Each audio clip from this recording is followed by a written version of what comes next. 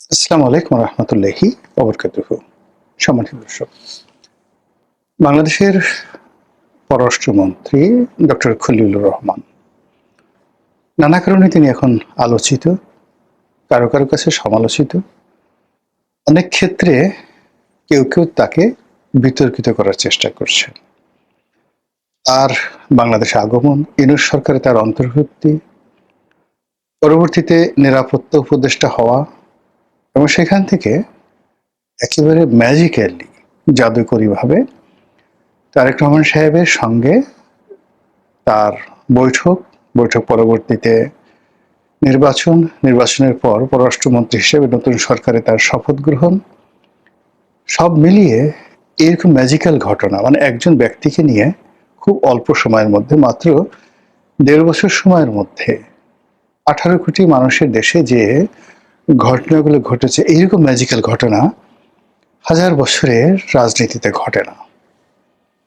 যখন শের শাহের অর্থমন্ত্রী রাজা টোডরমল, তাকে সম্রাট আকবর অল অন এ সাডেন এনে মুঘল দরবারে তিনি প্রকাশ্যে তাকে রাষ্ট্রের অর্থমন্ত্রী বানালেন, তখন সারা বিশ্ব কেঁপে উঠেছিল, সারা বিশ্ব কেঁপে উঠেছিল।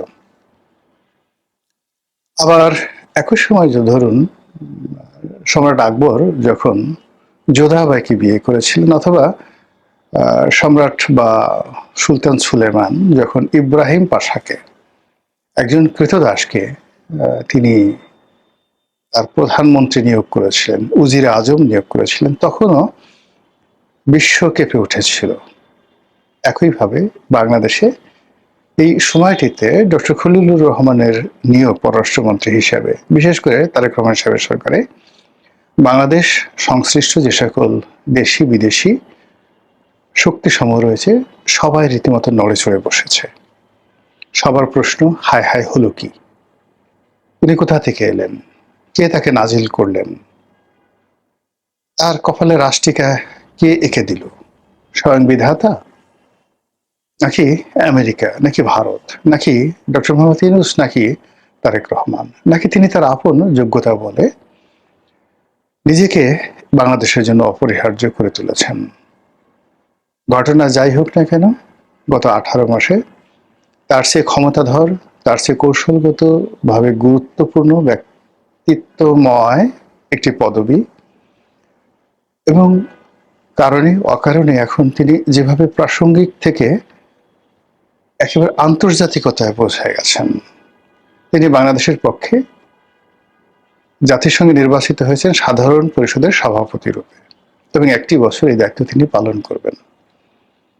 কাজে তাকে অ্যাভয়েড করা, তাকে তুচ্ছ-তাচ্ছিল্য করা বা তাকে অগুরুত্বপূর্ণ মনে করার মতো নির্বুদ্ধিতা বাংলাদেশের সাধারণত রাজনৈতিক মহলে কারো হবে না। আমার দুর্ভাগ্য বা সৌভাগ্য আমি জানি না, এই ভদ্রলোককে আমি কখনো সামনে দেখিনি, কখনো তার সঙ্গে আমার কথা হয়নি। এবং আশ্চর্যের ব্যাপার হলো, ডক্টর মোহাম্মদ ইউনূসের ক্যাবিনেটে তিনি অংশগ্রহণ করার পর আমি মূলত তার নাম জানছি। এর আগে এর আগে তার সম্পর্কে আমার কোনো ধারণা ছিল না, আমি তার সম্পর্কে জানতাম না। কিন্তু যেই মুহূর্তে তিনি নিয়োগ লাভ করেছেন, তো সেক্ষেত্রে তার যে সুগুণাবলীগুলো রয়েছে, সেই সুগুণাবলীগুলো যেভাবে সামনে এসছে, আমি তো রীতিমতো অ্যামাইজড। আমাদের দেশে এত লেখাপড়া জানা মানুষ, আন্তর্জাতিক অঙ্গনে এত সুপরিচিত মানুষ আছেন, আমার জানা ছিল না। এরপর ইউনূস জমানাতে তিনি আসলে অত কথা বলেননি, কিন্তু তিনি যে এত সুন্দর ইংরেজি বলতে পারেন, এত সুন্দর বাংলা বলতে পারেন, আর তার যে ডিপ্লোম্যাটিক ল্যাঙ্গুয়েজ, ওরাল এবং বডি ল্যাঙ্গুয়েজ, তার ড্রেস কোড, তার হেয়ার স্টাইল, তার বসার স্টাইল, সব মিলিয়ে আমার কাছে মনে হচ্ছে যে আপনি যদি প্রশংসা করতে চান, তাহলে তিনি এক অনন্য ব্যক্তিত্ব আমাদের পররাষ্ট্র মন্ত্রণালয়, এবং এমন আধুনিক, এমন চৌকস, এমন লেখাপড়া জানা এবং ইন্টারন্যাশনাল ব্যাকগ্রাউন্ড সম্পন্ন করে পররাষ্ট্রমন্ত্রী বাংলাদেশে আসেননি। তো সেই অর্থে তারেক রহমান সাহেবের মতো মানুষের সঙ্গে তার সংযুক্তি, তার সরকারের অন্তর্ভুক্তি একটি সরকারকে আহ্লাদিত করবে, সরকারকে আন্তর্জাতিক অঙ্গনে পরিচিত করবে এবং তিনি তার এই বাংলাদেশের যে পোর্টফোলিও এটি নিয়ে জয়শঙ্করের সঙ্গে বসুন কিংবা ধরুন মার্কিন পররাষ্ট্রমন্ত্রীর সঙ্গে বসুন, রাশিয়ান পররাষ্ট্রমন্ত্রীর সঙ্গে বসুন, কোনো জায়গাতেই তাকে ইনফেরিয়ার মনে হয়নি। বরং মনে হয়েছে যে না, তার সে যোগ্যতা আছে। তো সেই মানুষটিকে নিয়ে এখন ইদানিং ভীষণ রকম আলোচনা হচ্ছে। আর আমরা যারা আলোচনা করছি সবাই আন্দাজে, আনাকুম, আন্দাজকুম বা মানে জানাকুম, মানে কিছুই আমরা জানছি না, শুধু আন্দাজের উপর ভিত্তি করে আমরা এক একজনের হাতি ঘোড়া মেরে দিচ্ছি। আমরা গল্প ফাঁদ তৈরি করছি যে তার সঙ্গে সরকারের সম্পর্ক ভালো যাচ্ছে না, তিনি সরকারকে বিভ্রান্ত করছেন, তিনি তারেক রহমান সাহেবকে জোর করে ভারতমুখী করার চেষ্টা করছেন, তিনি ভারতের পারপাস সার্ভ করছেন, আর এক পক্ষ বলার চেষ্টা করছে তিনি আমেরিকার পারপাস সার্ভ করছেন। আবার কেউ কেউ বলার চেষ্টা করছেন যেহেতু আমেরিকা এখন আর বাংলাদেশকে আগের মতো জিজ্ঞাসাবাদ করছে না, ফলে ওনার যে ওয়েট ছিল, গুরুত্ব ছিল বা অ্যাট্রাকশন ছিল, সেটা কমে গেছে। আমরা এভাবে বানিয়ে বানিয়ে বলছি। দ্বিতীয় যে বিষয়টি সেটি হলো যে তার পররাষ্ট্রমন্ত্রী থাকা বা না থাকা নিয়ে তিনি জাতিসংঘের সাধারণ পরিষদের যে অধিবেশন, সেই অধিবেশনে সভাপতিত্ব করবেন। এই সময়টিতে তিনি ইচ্ছা করলে ঐচ্ছিক তিনি শপথে থাকতে পারেন, ছুটি নিতে পারেন, অথবা যেহেতু এটি টেকনোক্র্যাট কোঠায়, তিনি এটা সেখান থেকে ইস্তফা দিয়েও তিনি চলে যেতে পারেন। এটা তার একান্ত ইচ্ছা। তো এই সঙ্গে কথা বলতে গিয়ে তিনি অতীতে হুমায়ুন রশিদ চৌধুরী সাহেবের রেফারেন্স টেনেছেন যে তিনি যখন এই সাধারণ পরিষদের সভাপতি হয়েছিলেন সেই সময়টিতে আবার তিনি একই সময় বাংলাদেশের পররাষ্ট্রমন্ত্রীও ছিলেন। তো এটা নিয়ে আমাদের দেশে যারা পদলোভী লোক তারা সবাই আন্দাজ করে নিয়েছে যে তিনি আসলে ক্ষমতা হারাতে চান না, ক্ষমতা ছাড়তে চান না, তিনি যে কোনো মূল্যে ক্ষমতায় থাকতে চান, তিনি ওটাও চান এটাও চান, এই ধরনের কথাবার্তা। তো সেই দিক থেকে সাম্প্রতিক সময় তাকে নিয়ে যে সকল বিতর্ক হচ্ছে তার মূল কারণটা কি, সেই কারণটা আমরা আসলে সত্যিকার অর্থে কেউ জানি না। এটা হয়তো জনাব হুমায়ুন কবির যিনি পররাষ্ট্র উপদেষ্টা রয়েছেন তিনি, শামা ওবায়েদ তিনি, খলিলুর রহমান এবং স্বয়ং তারেক রহমান সাহেব, এই কয়জন ছাড়া সত্যিকার অর্থে ভিতরের খবর আমরা আসলে কেউ জানি না। তবে বাহ্যিক যে অ্যাপিয়ারেন্স বা বডি ল্যাঙ্গুয়েজ সেটি দেখে যতটুকু আমরা বুঝতে পারি তাতে মনে হচ্ছে যে ভদ্রলোক স্বস্তিতে নেই, তিনি শান্তিতে নেই। তার যে চেয়ারটি এটি এখন আর তার জন্য কমফোর্ট জোন নয়। এবং এর দুটো আপনি নমুনা দেখতে পাবেন। সেটা হলো সাম্প্রতিক সময় তার সঙ্গে প্রধানমন্ত্রীর এরকম কোনো ঘনিষ্ঠতার কোনো যোগাযোগ সম্পর্ক বা কথাবার্তা, বা প্রধানমন্ত্রীর কোনো অনুষ্ঠানে তাকে বা তার কোনো অনুষ্ঠানে প্রধানমন্ত্রীকে ওইভাবে দেখা যাচ্ছে না। This is one.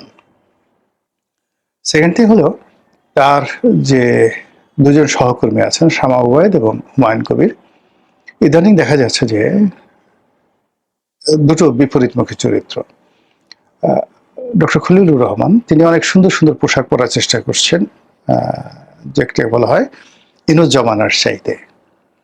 তো জ্ঞানী লোক, বুদ্ধিমান লোক যে মানে যখন স্টাইল করে, খুব দামি পোশাক আশাক পরে, তারপরে ঘড়ি পরে, টাই পরে এবং হাসি খুশি থাকার চেষ্টা করে, ধরে নেবেন তার কোনো সমস্যা আছে। আর যখন মানুষ খুব ক্যাজুয়াল চালচলন করে, খুব কোয়ালিটি সম্পন্ন লোক ক্যাজুয়াল চলাচল করে, তখন ধরে নেবেন যে সে স্বাভাবিক আছে। তো খলিল সাহেবের বাংলাদেশে আগমন, তার ড্রেস কোড, তার পোশাক, তার হাঁটা চলা, তার সকল কিছুর সঙ্গে যদি আপনি তুলনা করেন, আপনি দেখবেন যে ইউনুস জমানাতে তিনি যেটা ছিলেন ওটা তার স্বাভাবিকতা। কিন্তু এই গত ৩-৪ মাস যাবত দেখা যাচ্ছে যে তিনি অনেক সুন্দর সুন্দর কোট পরছেন, টাই পরছেন, তারপরে তার জুতো পলিশ করা থাকছে, প্যান্ট পরছেন, বসার স্টাইল, হাঁটার স্টাইল, এবং কথা বলতে গিয়ে তার যে স্বাভাবিক হাসি, রিদম, এটি এখন আর নেই। প্রায়ই তিনি রেগে যাচ্ছেন, তারপরে কথাও কম বলছেন, অ্যাভয়েড করছেন মিডিয়াকে। ইট মিনস যে তার যে চেয়ার এবং পদ পদবি, তার যে সারাউন্ডিংসটা, এটা তার কাছে এখন আর কমফোর্ট জোন মনে হচ্ছে না। এটা আমাদের তার যে বাইরের পরিবেশ দেখে মনে হচ্ছে। এখন এটা কেন হলো? আগেই বলেছি এটা আমরা জানি না, শুধু আন্দাজ করতে পারি। যদি আমার কথা জিজ্ঞেস করেন, আমার কাছে মনে হচ্ছে যে এখানে যারা আছেন, ধরুন স্বয়ং প্রধানমন্ত্রী, তার সাথে যারা লোকজন, পররাষ্ট্র মন্ত্রণালয় সংক্রান্ত সংসদীয় কমিটি, অন্যান্য যারা আছেন, এমনকি পররাষ্ট্র সচিব যারা আছেন, আসলে তাদের সঙ্গে ডক্টর খলিলের যায় না। আরো স্পষ্ট করে যদি বলি, ডক্টর খলিলের শিক্ষা দীক্ষা, পারিবারিক পরিবেশ, তার ট্রেনিং, তার অভিজ্ঞতা, এর সঙ্গে তার সহকর্মীদের যে অভিজ্ঞতা, এটা সমপর্যায়ের নয়।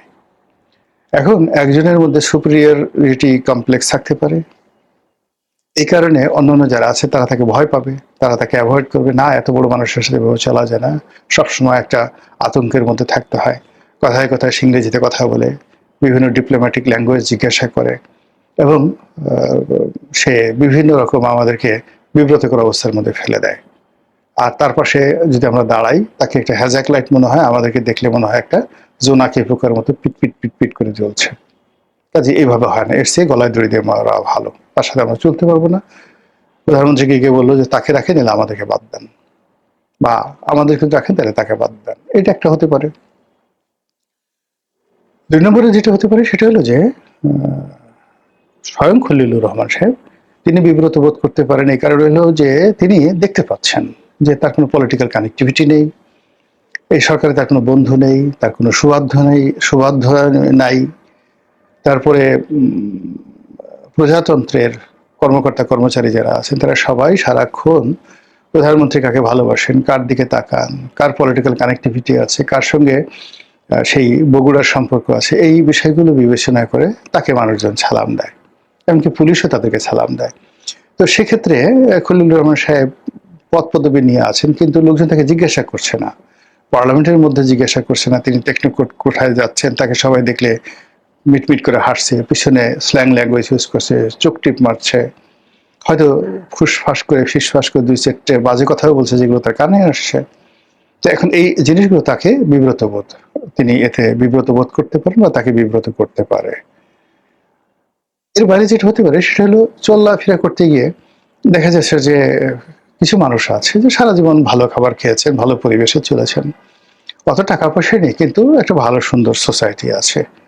তো যাদের সঙ্গে তিনি বসেন, বন্ধু বান্ধব, সেটা লেভেল। কিন্তু এখন তিনি হয়তো মনে করতে পারেন যে আমি এখানে এসে কি বিপদে পড়লাম, যাদের সাথে বসছি, কথা বলছি, গলাগলি করে বন্ধুর মতো একসাথে চলাফেরা করছি, এদের সঙ্গে তো জীবনে কখনো এক টেবিলে বসিনি, এদের মতো লোকজন কখনো আমার সামনে আসতে সাহস পায়নি, এদের সাথে নিয়ে এখন আমার ঘুমাতে হচ্ছে, এদের সাথে নিয়ে আমার প্লেনে পাশাপাশি বসতে হচ্ছে।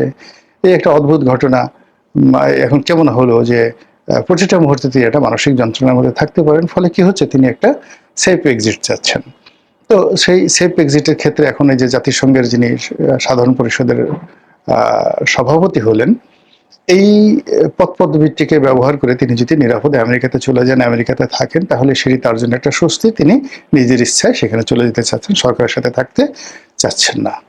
আবার অন্যদিকে সরকার চিন্তা করছে যে এই মুহূর্তে পররাষ্ট্র মন্ত্রণালয়ের মতো একটা মন্ত্রণালয়, যেভাবে খলিলুর রহমান সাহেবের একটা একটা ব্র্যান্ডিং আছে, নেম আছে, ফেম আছে, তো সেই জায়গাতে হঠাৎ করে যদি একটা ভ্যাকুয়াম তৈরি হয়, তাহলে লোকজন কি বলবে, প্রতিপক্ষ কি বলবে, দেশের বাইরে কি অবস্থা হবে, বা এটা আমরা কিভাবে সামাল দেব, এই বিষয়গুলো নিয়ে সরকারের সঙ্গে ডক্টর খলিলের যে টানাপোড়েন সেটা হতে পারে। এর বাইরে আমাদের মতো যারা বিভিন্ন কন্টেন্ট ক্রিয়েট করি, বা আমরা পররাষ্ট্র বিষয়ে অনেক বুঝি না, বা আমরা চাই কারো একটু প্রশংসা করার সাথে সাথেই বা কারো একটু বিপক্ষে বলার সাথে সাথে আমরা চাই যে আমাদেরকে একটু পাত্তা দেখ।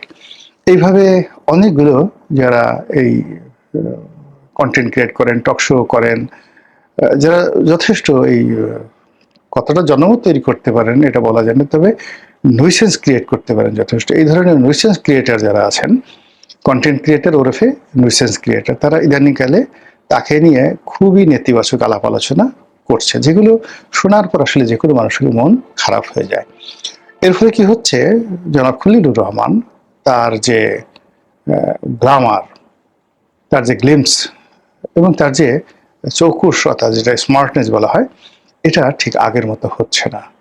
তিনি অনেকটা পেইল হয়ে গেছেন, বিবর্ণ হয়ে গেছেন, তার চেহারাটা ধূসর হয়ে গেছে, তার চামড়া স্পষ্ট ভাঁজ লক্ষ্য করা যাচ্ছে এবং তার চোখ ক্রমশ কঠোরাগত হয়ে যাচ্ছে। এবং এই অবস্থা যদি চলতে থাকে, আর যাই হোক না কেন, তার এই পদ পদবি দিয়ে তিনি নিজের জন্য ভালো কিছু করতে পারবেন না, দেশের জন্য ভালো কিছু করতে পারবেন না। মহান আল্লাহ আমাদের সবাইকে হেদায়েত দান করুন এবং হেফাজত করুন। আসসালামু আলাইকুম ওয়া রাহমাতুল্লাহি ওয়া বারাকাতুহু।